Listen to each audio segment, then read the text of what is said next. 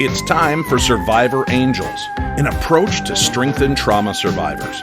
Here, you can escape what draws negativity and engage your positive abilities and the gifts that you've always had. Let's activate your angels. And to help you on that journey, here's Chaplain Jody. Well, welcome everyone to this special Halloween edition of Survivor Angels, where mysticism meets mystery and the unseen meets the unforgettable. Tonight we're talking about something that feels tailor-made for October's thin electric air. We're going to talk angels, demons, and the eerie in between. Oh yes, Halloween is a time when the veil between worlds is said to be at its thinnest. When saints, spirits, and shadows all draw a little closer. But what if I told you this night isn't just about costumes and candy? I know some of you have a few ideas about that. I'm going to tell you maybe some you don't know about. Because it's also about the celestial and the infernal forces that have brushed against humanity since the beginning. Tonight we're pulling back the curtain to explore stories, obscure myths, angelic legends that flirt with darkness. And even a few fun facts you probably didn't know about how angels and demons intertwine with the history of Halloween itself. Get ready. Here it comes.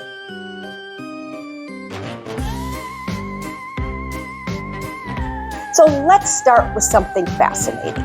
The origins of this whole idea that the veil between worlds is thinner on Halloween. Now, the Celts have a name for it that I can't pronounce, so I'm not even going to try, but it's the end of the harvest season and the beginning of the darker half of the year. In other words, winter. Winter is coming. They believe that on this night, spirits walked freely and fires were lit to keep them at bay. We all have bonfires. Well, not everyone, but a lot of us do have bonfires on Halloween and around this time while it's still warm enough, but with the chill in the air. But what's often left out of the story is that ancient Christian mystics, particularly in Ireland and parts of France, believed that angels also crossed over that night, not to frighten, but to guide souls safely home. And Azrael is one of the main archangels who is tasked with that. In fact, there's an old monastic record from the 9th century that describes luminous beings seen hovering over graveyards on All Hallows Eve. They weren't seen as ghosts, but rather as guardians, escorting souls to light. And here's a fun little twist. The tradition of lighting candles inside pumpkins. In some early Christian villages, they weren't called jack-o'-lanterns. Does anybody still call them that? Maybe a few do. But rather, they were called soul lights. They were said to guide angels to lost spirits who hadn't found peace. No lyrics. Of that. That's what angels just really love to do, is to guide you all the time.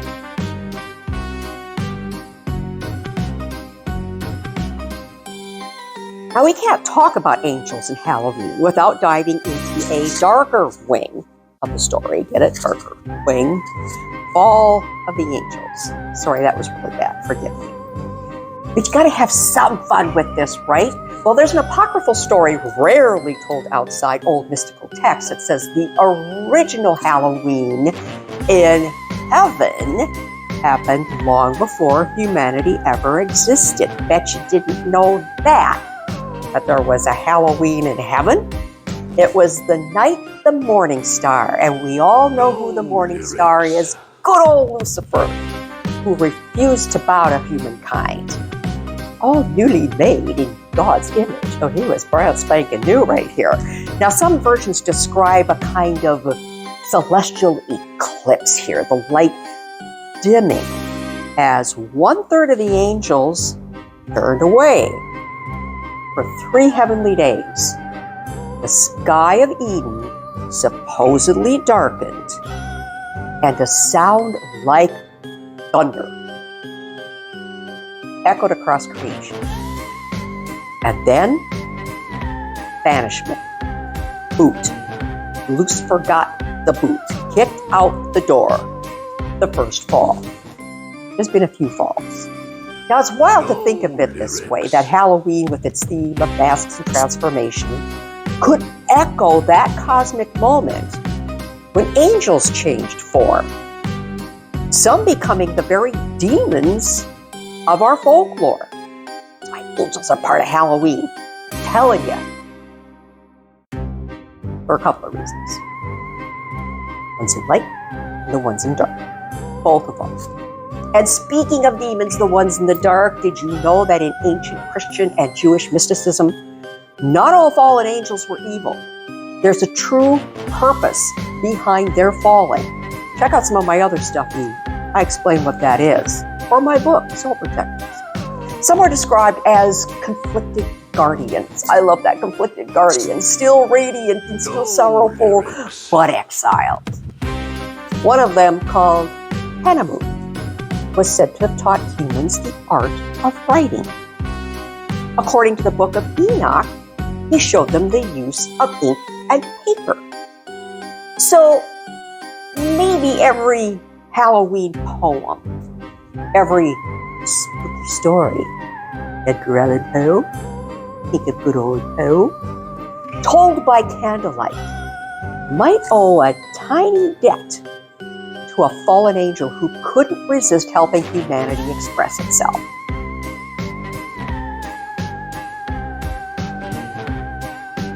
Now, when we think of angels, we usually imagine daylight, light, halos, golden light, beautiful choir singing. But not all angels work the day shift. There's a little known branch of angelology that speaks of night angels. Angel beings who operate under moonlight. And one such angel is Layla. Layla is mentioned in ancient Hebrew texts as the angel of conception and night. Layla is said to visit unborn souls and whisper to them who they are meant to be. Kind of cool, isn't it? Yup. Well, another one is Temelicus, an angel of child guardianship, but also of sorrow. He's said to walk the earth on nights of mourning, guiding souls who pass suddenly, unexpectedly. There's even a legend that on Halloween night, Temelicus' presence is felt more strongly, when he helps restless spirits find peace amidst all of our human festivities that unknowingly celebrate both life and death. And here's a little fun fact. Some 17th century households in Europe used to set a place at their Halloween table for the angel of passing, leaving a small glass of milk and breadcrumbs near an open window. Lyrics. It sounds familiar, like milk and cookies. About 6 weeks later. Well, this was said to ensure your family was watched over through the winter. Winter's coming.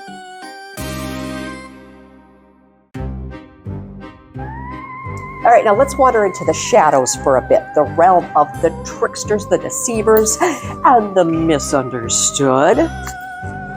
When people think demon, they usually imagine fire and fury. But in older folklore, that didn't come out right, folklore, demons weren't always terrifying. Some were actually mischievous teachers. Take Boris, for example. An entity from the Ars Gotia, said to teach logic and ethics. Ironically, his sin wasn't destruction. It was pride in knowledge, kind of like the ultimate know-it-all, being claircognizant over the line, who wouldn't stop correcting the divine. That was the sin. There's also Marcosius, a female warrior spirit who vowed to return to heaven after 1,000 years of penance. Can you imagine 1,000 years of penance? Her story reads more like redemption than damnation. Something very Halloween in its sense of transformation. And here's a creepy connection. The word trick in trick or treat might not come from pranks alone. Just heard this when I was in Scotland recently.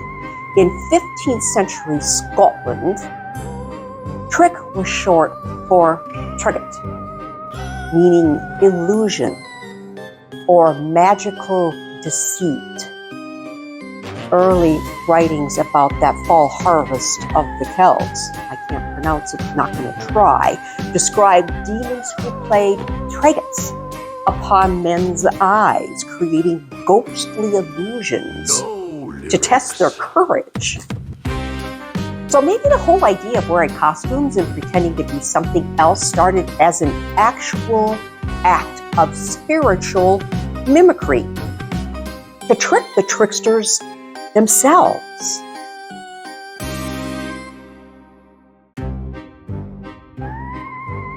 Now, one of my favorite Halloween legends comes from 14th century Bavaria. It's said that on All Hallows Eve, an angel appeared disguised as a beggar, asking for bread at the door of a very wealthy family. They turned him away. But when he reached the home of a poor widow, she offered her last loaf. Kind of heard this story in other traditions too, haven't we? Well, the next morning, her fields were covered in dew that shivered like gold dust. And her family never went hungry again. Now, from that story grew a custom. Giving bread or sweets on Halloween wasn't just for fun. Remember the milk and the breadcrumbs I talked about a few minutes ago? It was believed that any beggar could be an angel in disguise, which they like to do. That's the real magic of Halloween, right? You never quite know who's behind the mask.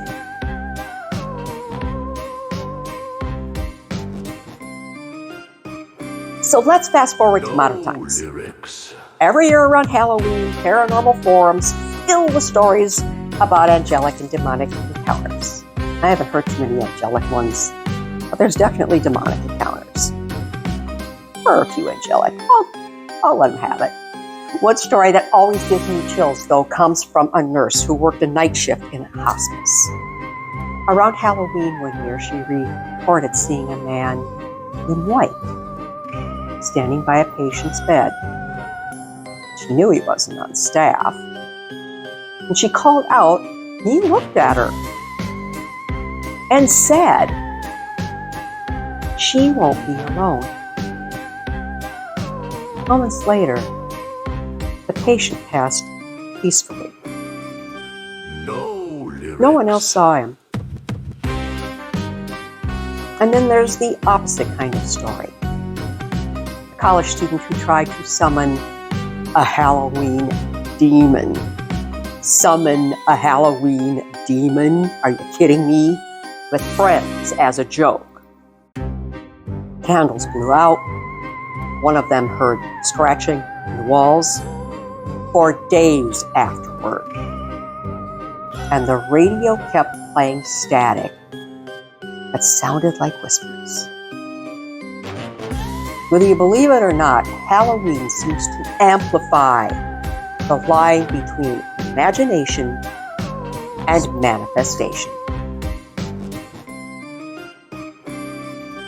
No lyrics. So why this night?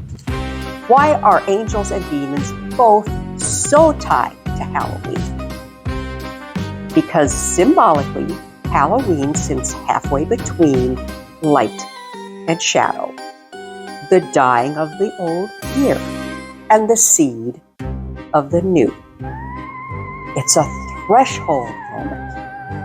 And in almost every spiritual tradition, thresholds are sacred.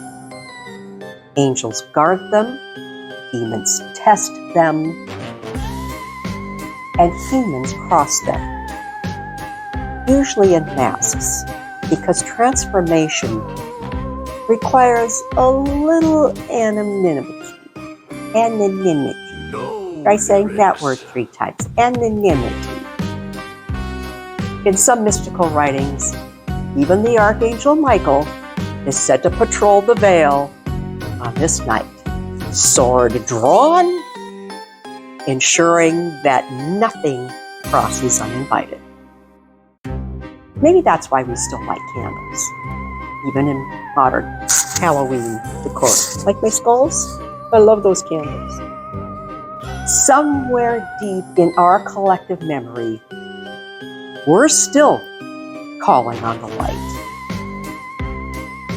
So on Halloween, whether you're out trick-or-treating, sitting by a fire, or scrolling through ghost stories online, No remember lyrics. this. Halloween isn't just about what goes bump at night. It's also about what glows in the dark. The unseen protectors, the lessons in disguise, the whispers that remind us we're never really alone. Maybe the angels walk with us more closely than we think. Maybe the demons aren't as far away as we hope. But both, on nights like this, remind us of our own light No and shadow. lyrics. So until next time, stay curious, stay kind, and keep your lantern lit. Thanks again for joining Chaplain Jody on Survivor Angels. For more information, go to chaplainjody.me. That's chaplainjody.me. And on Facebook at Survivor Angels-Chaplain Jody. This is Dave Schrader. Until next time, sending you off to activate your angels.